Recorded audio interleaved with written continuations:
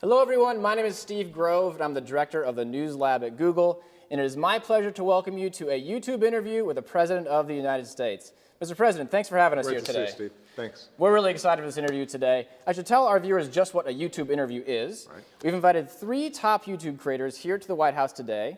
We're in the East Room, and they have set up their own YouTube sets right here in the White House for a very special YouTube video with a very special guest, the President of the United States. Now, they've been asking their millions of subscribers on YouTube what they should ask you in today's interview. None of those questions has the President seen before. And we've also been taking a look on Google at what Americans were searching for during your State of the Union address. So, Mr. President, this is data that we've collected anonymously across all of Google searches in America. Top questions that people asked during your State of the Union speech included, what is middle class income? Why are gas prices dropping? People also want to know stuff like, how much does the President make? When is his term end? What does the Speaker of the House do? So these things are on people's mind as they watch your speech. Next, we sort of backed up and looked at the issues. Yeah. So of all the issues you addressed during the speech, which issues were Googled most during your State of the Union? College, number 1, far and away, followed by taxes, housing, employment, education.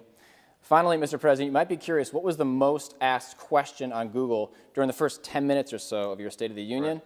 It was, how old is Obama? You can see this huge spike as you begin your speech, and then throughout, people very curious about how old you are. Go figure. Well, let's get straight to the interview. We'll show you more Google Trends throughout the conversation today, but let's get right to the questions. Good. I want to introduce you first to Hank Green of the Vlog Brothers. Hey, great to see you, Hank. President Obama. Thank you so much for having me. Thanks a lot for doing this. It's cool. I don't really feel like I'm having you. This is your house. Well, it's the people's house. This is, I'm actually leasing, and my lease runs out in 2 years. Oh, my. Yeah, I hope to get my security deposit back. I think you've treated it fairly well. It looks okay. I'm only going to get one shot at this. I don't think I'm going to get a lot of chances to interview the president, so I'm going to jump right in. Let's do it. Start grilling you. I watched the State of the Union. Yeah. A lot of really interesting ideas there. I'm not the only person who said this. A little worried that none of them are at all politically feasible. Am I wrong? Well, first of all, there's some areas where I think we can get some Republican cooperation on infrastructure, for example. Historically, that hasn't been a partisan issue. Roads, bridges, now that we're in the 21st century, broadband lines into communities that don't have good access, making sure we've got first-class power grids so that we're not leaking a lot of energy and we can produce more energy without causing more carbon pollution. So there's some areas where I think right away we can get some cooperation. There's some areas where it's important for us to frame the debate and get the American people behind us, because even if something doesn't happen immediately here in Washington, it starts having an impact around the country. A great example of that's the minimum wage. I called for a rise in the minimum wage last year, and Congress still hasn't passed it yet, but in the meantime, you've got 17 states, and you've got cities and others that are raising the minimum wage, and so it creates movements that ultimately change things in Washington as well.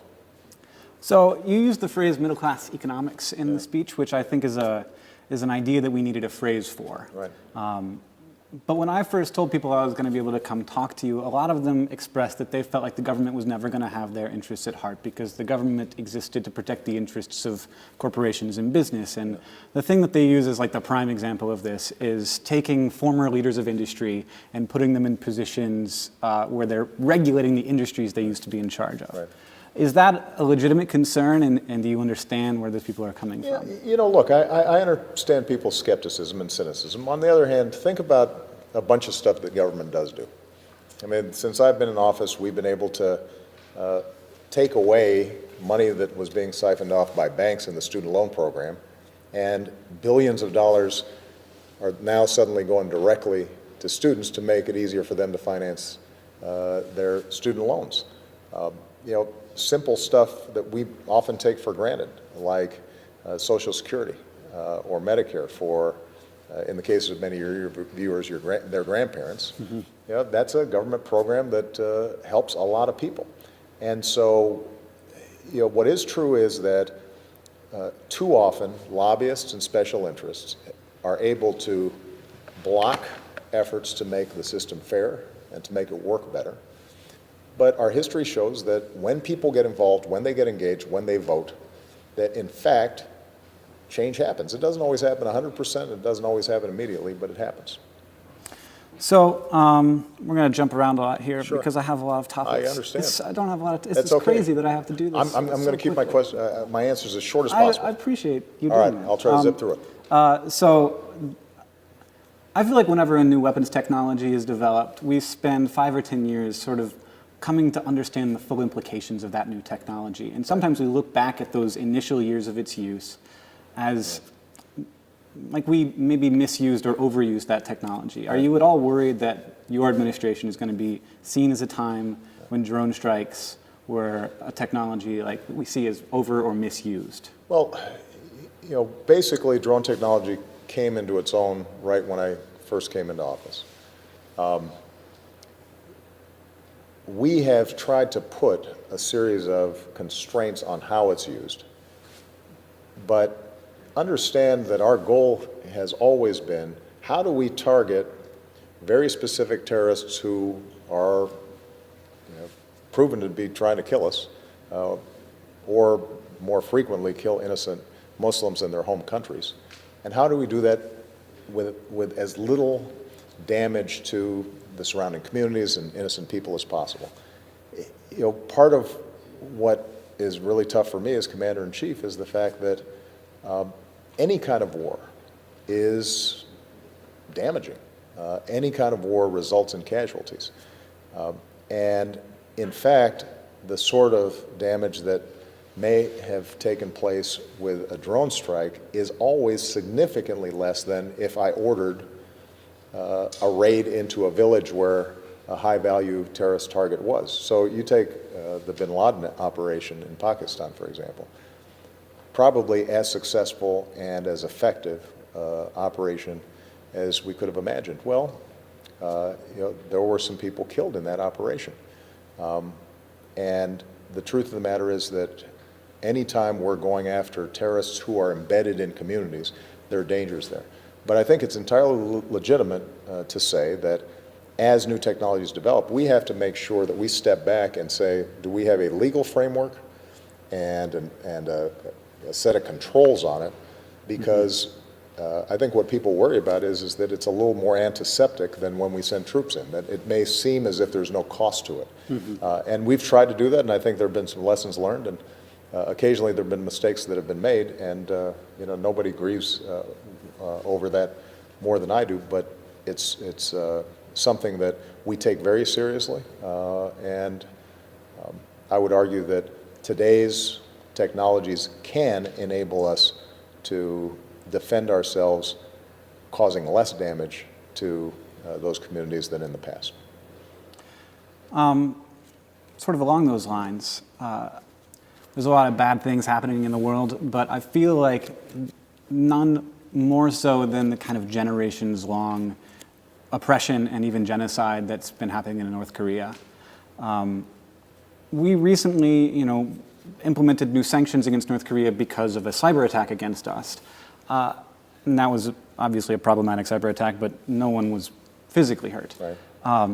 I was surprised to find that there were any sanctions that we could sanction that hadn't been sanctioned yet. Like how was there anything left? And I feel like as the strongest nation in the world, like it feels wrong that such injustice could exist in the world. Well, look, North Korea is the most isolated, the most sanctioned, the most cut off nation on earth.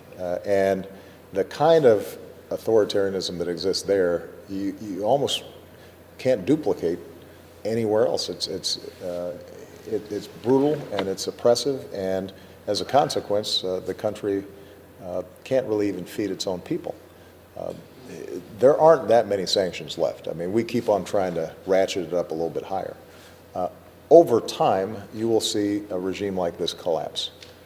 Our capacity to affect change in North Korea is somewhat limited because you've got a million-person army, and they have nuclear technologies and missiles. That's all they spend their money on, essentially, is on their war machine. And we've got an ally of ours, South Korea, right next door, that if there were a war would be severely affected. So the answer is not going to be a military solution. We will keep on ratcheting the pressure, but part of what's happening is the environment that we're speaking in today, the internet, over time is going to be penetrating that country, and it is very hard to sustain that kind of brutal authoritarian regime in this modern world. Information ends up seeping in over time and bringing about change, and that's something that we are constantly looking for ways to accelerate. Sometimes people think I do, but I don't smoke pot. And it just is not for me. I think that it's bad for my brain. I'm not into it, but people think I do smoke pot because I'm in favor of legalizing marijuana.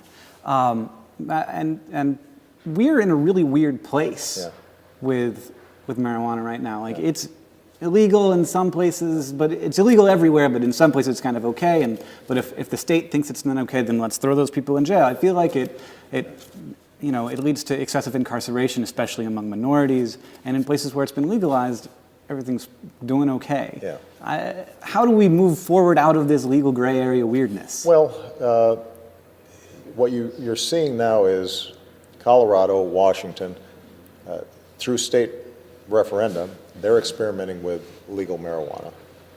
The position of my administration has been that we still have federal laws that classify marijuana as an illegal substance, but we're not going to spend a lot of resources trying to turn back decisions that have been made at the state level on this issue.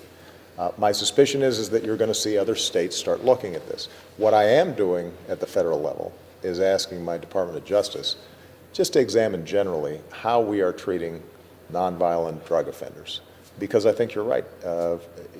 What we have done is, instead of focusing on treatment, the same way we focused, say, with tobacco or drunk driving or other problems where we treat it as a public health problem, we've treated this exclusively as a criminal problem. And I think that it's been counterproductive, and it's been devastating in a lot of minority communities.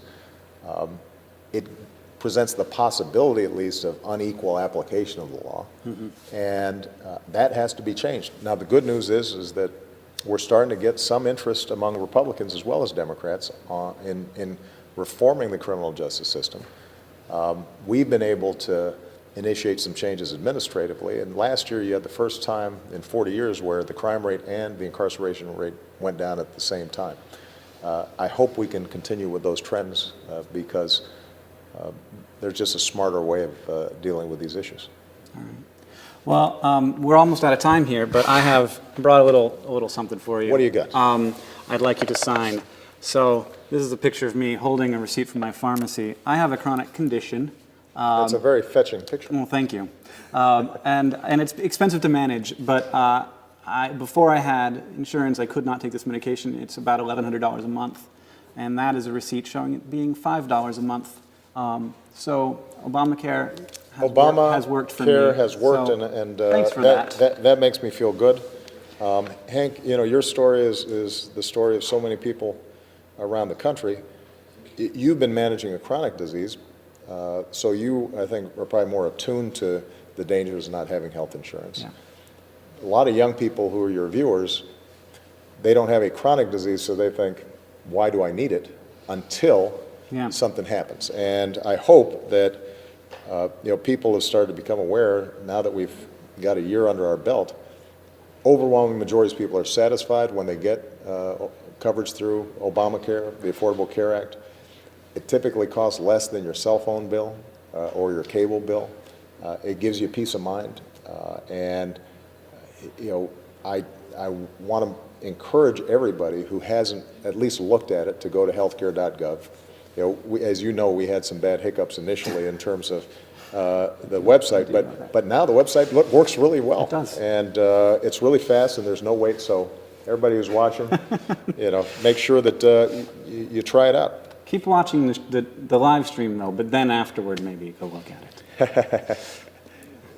All right. Thanks, Hank. Yeah, thank you. I'm really proud of what you're doing, and thanks to everybody who watches all the great stuff that you're putting on the web. Thank you very much. All right. Appreciate you. Thanks. Mr. President, the next topic that we're going to cover is another angle on cybersecurity. Yeah. We thought you'd be interested to know that searches on Google for cybersecurity have really risen over the past couple of years to the point where now more people are searching for cybersecurity than national security overall. So clearly a topic on a lot of people's minds. Right. To tackle this topic and a lot of others, I want to introduce you to our next YouTube star, GloZell Green. Hey, GloZell. Hello. How are you? Hello. Good to see you. Yay. How you doing? Excellent. That's Thank a nice you. painting. Thank you. Did you do that yourself? My Was that a husband self-portrait? did. Your husband did? Yes. Oh, see there, he loves you, I can tell. Thank you. That's great. He's quite an artist. Yes. Thank you very much. All right, let's get started. My social media reaches over 5 million fans. That's a lot of people. Yeah. Yeah, you're And a big star. Thank you. Especially now. But I feel like I thought I was able to say whatever I wanted to say, whenever I wanted to say, how I wanted to say it, because it was mine. Right. But then the Sony hacking thing happened. Right. And it's like, why didn't the government help Sony feel protected and safe enough to release the film on time? Because something like that, the fallout, affects me. Well, look, cybersecurity is a huge issue. We've been working on since I came into office, and in fairness, the administration before me probably was starting to work on it, although the changes in the media have happened so fast and so much stuff is going online today that it becomes that much more important. The challenge we've got is that most of the internet and the infrastructure that allows you to be posting on YouTube and people accessing your stuff, most of that stuff's in private hands. It's not in public hands. And so what we have to do is to work with private companies, telling them, here's what we're seeing, here's how you can protect yourself, here's how you should share information with other companies who start seeing hackers getting into their stuff, so that everybody can pool the information and we can all protect each other together. And it moves very fast because these hackers you don't have to have a lot of equipment in order to be able to do this hacking. In fact, the hacking against Sony, which we believe was done by North Korea, it wasn't even that sophisticated, but it just goes to show how vulnerable we are. So we continue to do more with private industry to share with them best practices, so how they can protect themselves.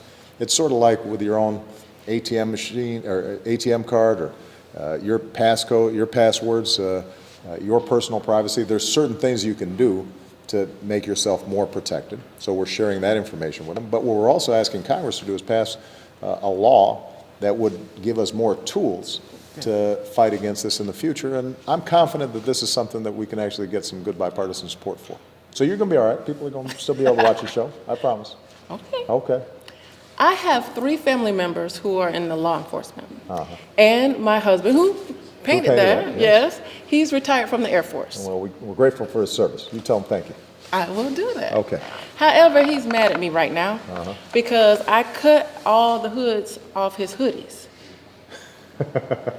I did that for I real understand. to protect him because I'm afraid when he goes outside that somebody might shoot and kill him. And it's not like regular folks, it's the popo. I hope that this changes. How can we bridge the gap between black African-American males and white cops? Well, first of all, we always have to just remind ourselves that the overwhelming majority of police officers, they are doing a really tough job and they're doing it well, and they're doing it professionally. What we also know is that there's still biases in our society, that in split-second situations where people are having to make quick decisions, that studies have shown African-American males are seen as more threatening, which puts them in more vulnerable positions. Yes. Young African-American males are typically seen as older than they are. And so a lot of the way to solve this is to improve training so people can be aware of their biases ahead of time. And when I was in the state legislature back in Illinois, for example, I passed a racial profiling bill. It essentially said, how are we going to tackle this problem? Let's make sure we're keeping track of the race of everybody that was being stopped.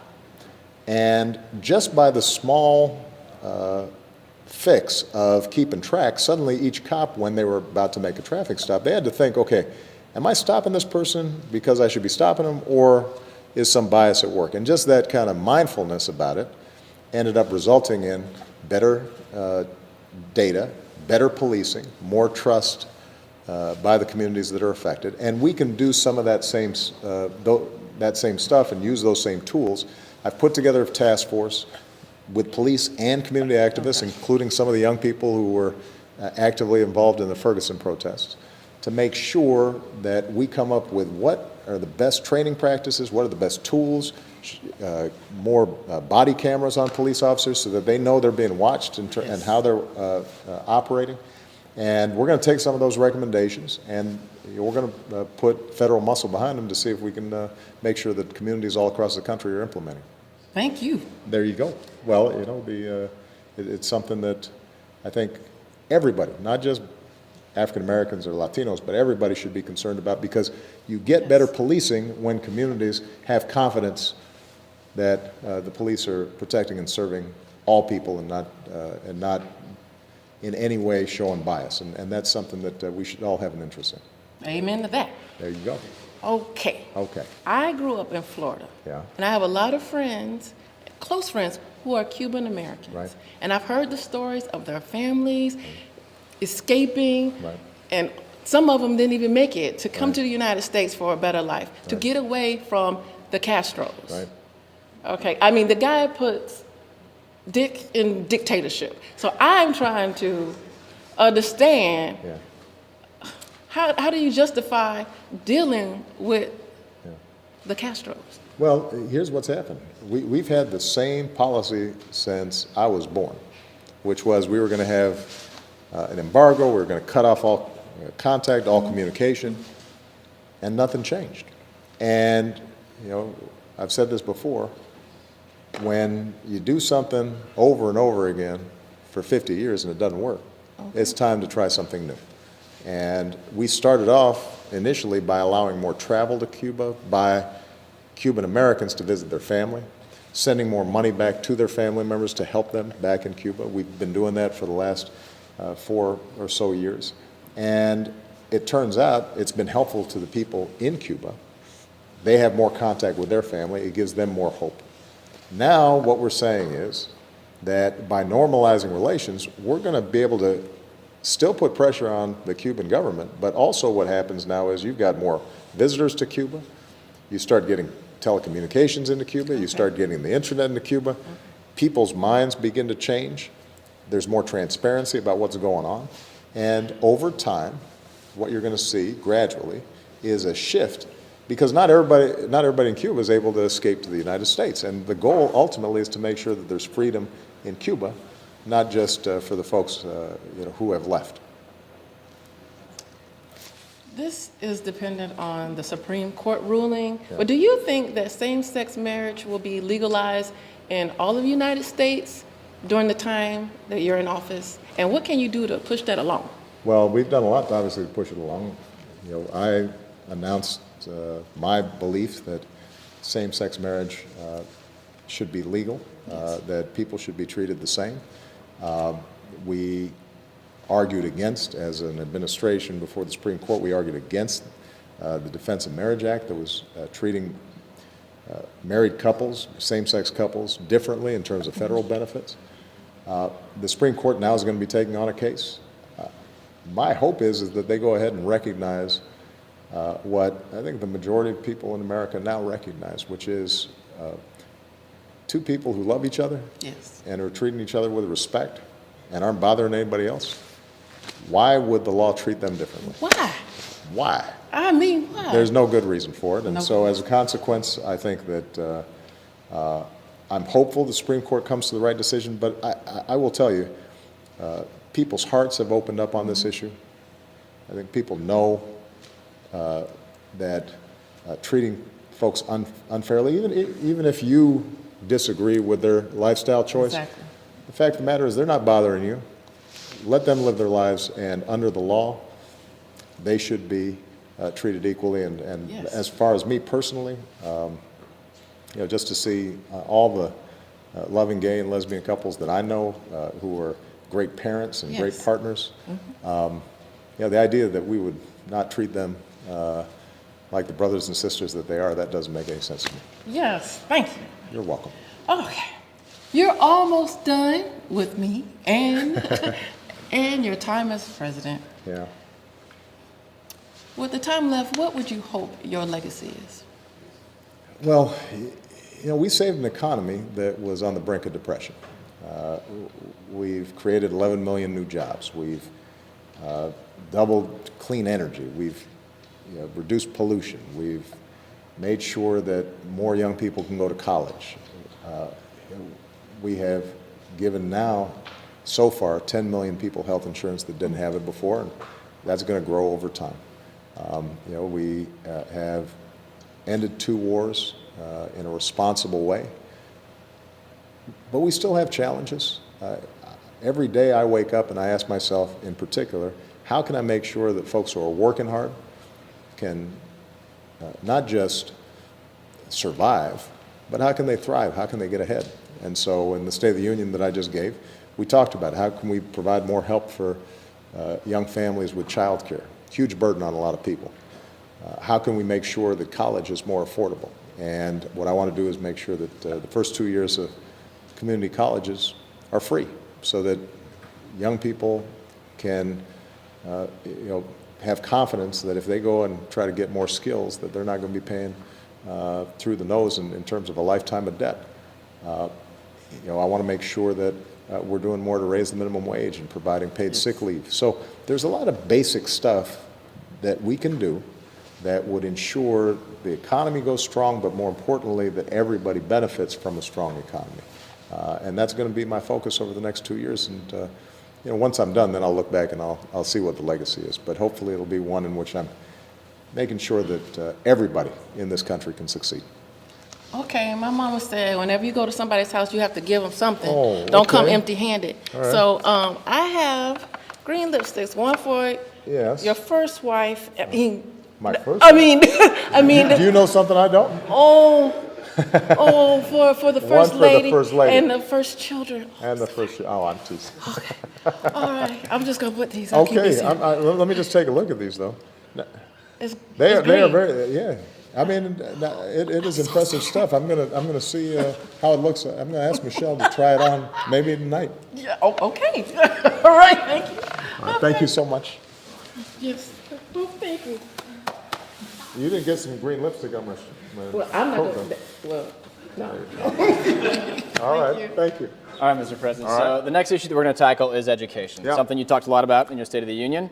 You may be interested to know that traditionally when people were searching on Google for stuff around college, the number one question they asked was, what should I bring with me to college? Right. But in the past couple of years, the number one question has become how to pay for college. Yeah. So clearly a topic that a lot of people want to know more about. And to tackle that question and many others, we have a very popular YouTube creator next, Miss Bethany Mota. All right. Hello, Hey, Bethany. Mr. President. How are you? Good, how are you? Good to see you. Great to Thanks- meet you. thanks for- Welcome to my little setup. I know, it's I hope it's you very like it. I attractive. decorated Yeah, for it's you. Beautiful.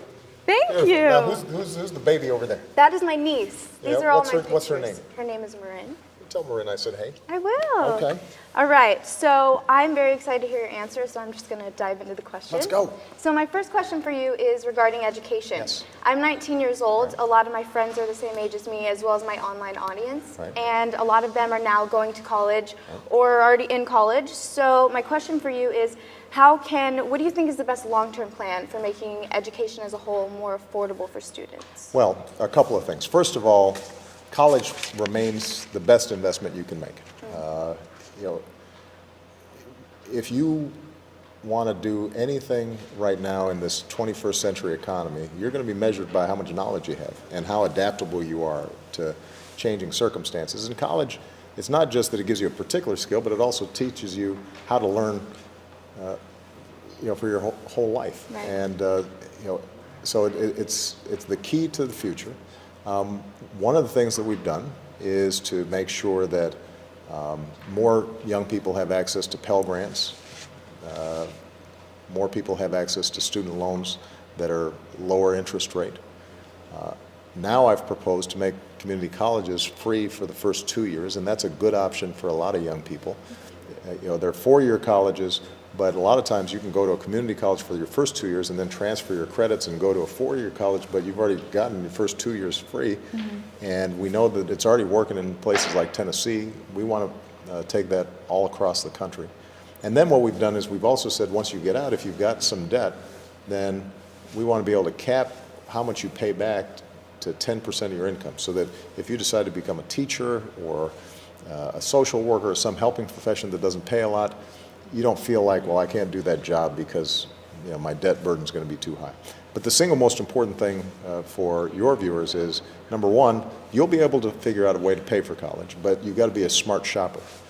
You've got to know ahead of time, how much does a school cost? Right. If they tell you, well, we'll help you finance it, don't worry, you've got to understand you're going to be taking on some debt, and what is it going to look like once you're finished? Right. You should have some sense of whether you can get in-state tuition versus going to a school out of state, because there may be a big difference in terms of cost. And one of the things we're also doing is seeing if we can get more high schools to work with their local colleges, so that while you're in high school you can start getting some college credits. That may make it quicker for you to get your college degree, and the quicker you get your degree, the cheaper it's going to be. That's awesome. Yeah. Thank you. My next question I actually relate to on a very personal level, because when I was younger, I was cyberbullied, which affected me in a very big way. So I went online and I basically spoke about my story, right, which then a lot of my viewers online came to me and leaving comments and asking for tips and advice on, how I dealt with it. And obviously, I can give them tips based off of my experience, but sometimes I feel like I reach a point where I just can't help them as much as I would truly love to. So my question for you is, how can we just prevent bullying in schools and online? Because it's something that happens on a daily basis. Well, I've got to say, this is one area where I think your voice is more powerful than the President of the United States. Because peers are going to have more influence than anybody. And when they see young people like you who are willing to speak out and say that's not right and protect other people from this kind of bullying, cyberbullying, or any kind of bullying, that's what changes people's minds. That's what has an impact on them. Suddenly it's like, oh, I guess it's not so cool for me to do that, because somebody I respect or somebody who's like me is telling me to act differently. So we had a big conference here at the White House in order to prevent bullying, and we had a whole bunch of organizations who came together, and they were in workshops and looking at various ways of dealing with the issue. But the really most powerful testimonies came from students and young people like you who had organized themselves, right, and were going from campus to campus, school to school, going online, and just explaining why that's that kind of bullying tactic is something that we can guard against if everybody kind of speaks out against it and uses positive peer pressure to say that's just not acceptable. So you're already doing it. I think you got better advice than just about anybody about it, because you experienced it, you felt it. Thank you so much. You bet. So last April, Boko Haram kidnapped hundreds of schoolgirls. Right. And just last month, this actually happened again, and a lot of them are still missing. Yeah. So what do you think we can do to raise awareness about this issue and also just prevent it from happening again? Yeah. Well, as people may know or may not know, Boko Haram is a radical, violent, terrible extremist organization in Nigeria. And it kidnapped 200 young women and are there, in many cases, still being held. What we've tried to do is to help the Nigerian government to deal with the problem. The Nigerian government has not been as effective as it needs to be in not only finding the girls, but also in stopping this extremist organization from operating inside their territory. And what we're trying to do is mobilize other countries to try to give the Nigerian government more resources, not just military equipment, but better intelligence, allow them to track where these folks are, and to try to stop them. And it's hard, but I tell you, the more young people are engaged in issues like this and speak out and let their elected officials know that they care about it, the more attention that is paid to it, and ultimately, that's how you solve these problems. And there are a lot of really heartbreaking situations all around the world. There are a lot of countries that are still struggling. During your lifetime, more people have come out of poverty, and more people have been able to feel more secure around the world than probably any time in human history. But there's still a lot of bad stuff going on out there, and that's why it's so important for young people like you to educate yourselves about the issues and to speak out and get involved. And over time, we're not going to solve every problem overnight, but we can have some positive impact. Yeah, I completely agree. My next question for you. So I was actually just in China. I travel a lot, and I connected to the internet, and I couldn't help but notice I couldn't access the apps and the websites that I do back home, and I just felt kind of isolated from like the online global community. Right. So how can we make them a part of that? Well, China and Russia and some other countries around the world that don't have a democratic government and don't have the same traditions of free speech and an open internet, they have recognized, I think, that the internet's so powerful that if people start being able to communicate, then they may start criticizing the government, and then they may be able to mobilize opposition and things that are unfair, or people who are being mistreated suddenly have a voice. So they're trying to keep a lid on things, and we consistently, wherever we go, insist that issues like free speech and a free and open internet, we think that is part of who we are as a people. We think that has value not just in America but everywhere. We obviously can't make laws in China, but what we can do is let them know and shine a spotlight on some of those practices and indicate to them that that any government that is afraid of its own people and people just peacefully trying to speak out and voice their own opinions is, over the long term, not going to be as effective and as long-lasting as a government that trusts its people to be able to communicate freely. Got it. Thank you so much. Yeah. So I'm going to be honest with you. Yes. Before I came here to do this interview for YouTube, I never really followed politics that much. You're not the only one. A lot of my online audience and just the younger generation don't seem as interested in it, and I personally think that we should be. So my question for you is, why should the younger generation be interested in politics, and why should it matter to them? Well, basically, politics is just how do we organize ourselves as a society. How do we make decisions about how we're going to live together? So young people care about how college is paid for. Well, the truth of the matter is that the reason we even have colleges is that at some point there were politicians who said, you know what, we should start colleges. And dating back to Abraham Lincoln, who started something called the land-grant colleges, and he understood that government should invest in people being able to get an education and have the tools to succeed. Well, you guys are the ones who are going to be using these colleges and universities, and if they are not getting enough funding from government and your tuition goes up and you've got more debt, you're the ones affected. So you better have a voice and know what's going on and who's making decisions about that. You're right. If you care about an issue like making sure that gays and lesbians and transgender persons are treated fairly. Well, laws on the books can make sure that they're not discriminated against, but those laws only pass if politics, allows those laws to pass. The environment. I'm a lot older than you. You're going to be around longer than I am, and if the climate keeps on getting warmer and we have more droughts and more floods and the oceans start dying off, it's going to be you and your children who are dealing with that. We can stop it, but we can only stop it if we get together and we start using energy differently. And so there's no decision in our lives, basically, that isn't touched in some way by the laws that we have and we're really lucky that we live in a democracy where our voice matters. But if we don't participate, it's sort of, look, I'll bet a bunch of your friends, it's as simple as this. You decide you guys want to go see a movie, and you got a group of friends. And somehow you got to figure out which movie you're going to go see, because not everybody's going to agree all the time. You're going to have a debate, and you're going to have to make an argument, and then eventually, so you're going to have to compromise. And otherwise, you guys aren't going to be hanging out together too much. Well, the same is true for our country.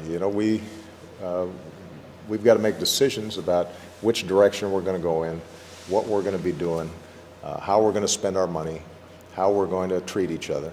And you don't want to be the person who just says, okay, whatever you guys want to do, I'll just do that. You want to express your voice and your values and what you care about. And that's what politics is. It's not really that complicated. It's something that people do all the time with their friends and with their family, and they negotiate, they compromise, they try to figure out how do we live together. And this is just done at a national level. And some of the issues get pretty complicated, but usually the values are the same ones that you talk about all the time. How do we treat each other with kindness? How do we look after one another? How are we fair to each other? I think that young people usually have good instincts, but sometimes they just get turned off by all the noise and yelling on TV, and that's not how politics has to be. Thank you so much. All right. So my audience had a lot of fun questions for you, so we're going to do a quick lightning round. Lightning round. I'm going to go really quick. So I know you have a lot to do, obviously, Yes, but I if do. you have any free time, Yeah. what TV show or movies do you watch? I'm really big on sports. So the truth of the matter is that I'm mostly watching Sports Center. All right, all right. Whenever I'm working out in the gym, if there's a basketball game or a football game on, I'm usually tuned in there. Nice. Yeah. Okay. What did you want to be growing up? I wanted to be a bunch of different things. I wanted to be an architect for a long time. Wow, nice. And I suppose at the back of my mind at some point I thought playing in the NBA would be great, being a basketball player. That ended, I think, around the age of 13 when I realized I wasn't talented enough. Oh. It's okay. Things worked out pretty good. I would say so. Yeah. I would definitely say exactly. so. And the last one is, if you had any superpower, what would it be? Any superpower? I guess like the flying thing seems pretty cool, right? I- Sort of zipping around. I would love it. As I long would as you like to could, be as long invisible as you sometimes. could stay warm. The invisibility thing seems like a little sneaky to me. It's like what are you gonna be doing with that? You're gonna be listening in on people's conversations. I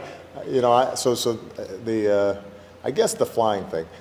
One time somebody asked me this, and I gave an answer that my wife Michelle teased me. She thought this was really nerdy, but it's okay. I'll go ahead and tell you anyway. And I don't know if there's a superpower. I'd love to be able to speak any language.